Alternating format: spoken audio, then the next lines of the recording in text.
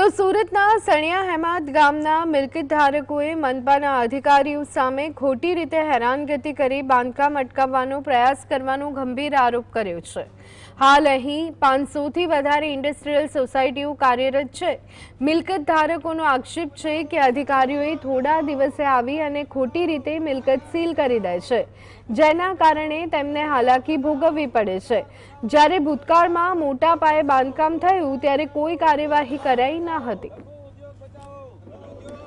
અમે અમારી મરણ મૂડી લગાવીને નાના મોટા મકાન બનાવી રહ્યા છીએ રોજગાર જનરેટ કરવા માટે, અમારા એમ્બ્રોઇડરી મશીન ચલાવવા માટે।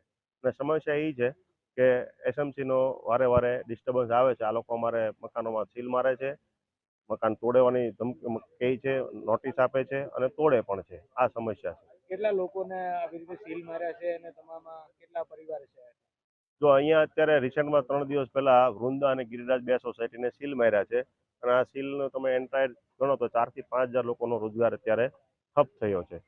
તો આ 4-5 હજાર લોકો ઉપર XYZ જવાબદારી હોય એ તો બધાને ખબર જ હોય, ઘર ચલાવવા એની માટે શું જવાબદારી હોય। એની સિવાયની મકાન માલિકો ઉપર બેંકની મોટી જવાબદારી છે કે જો આ ન ચાલુ થાય તો ડિફોલ્ટ સિવાય એનો કંઈક રસ્તો ન રહે।